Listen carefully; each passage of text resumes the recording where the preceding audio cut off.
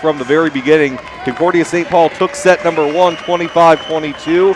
And again, the low errors and the high amount of kills. When you can just have a low amount of mistakes, that's usually to your favor. Yeah, a team that has low errors from the service line and hitting, and even higher quality first ball, you are going to be successful, and that's what they did. And they did it behind their freshman, Jasmine Mulvihill. She was not tired from playing that fifth set that she played the day before. She showed up. It's good to be young. It's good to have a short-term memory. It's a couple of five-setters for Concordia-St. Paul here, first over Winona State and then over Minnesota Duluth. The second and third sets, however, were dominated by UMD. They just seemed like the sharper team in those middle frames. Yeah, and I'm going to say two Bs, Blocks and Ballard. They ran their offense through the middle, Summer Ballard, and they also defensively were strong above the height of the net, and their blocking was on point.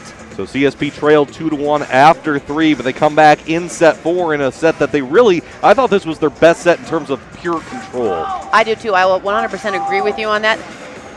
They did a nice coaching maneuver, and they brought in Ellie Veldman to set in the front row, give it extra height, cause a little more havoc for the hitters, for the Bulldogs, and with that height, they were successful in opening up hitting. And then, of course, they brought Peyton Nutter back in for the back row, so that good job, coach. And in the fifth and final set, Mulvihill continued doing her thing, and then too many Duluth errors, too many Duluth mistakes.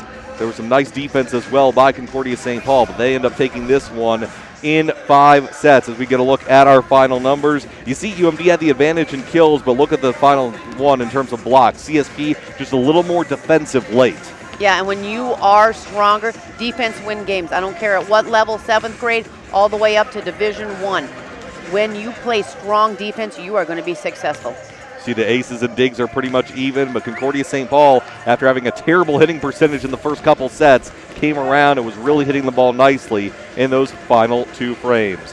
So it will be the Golden Bears competing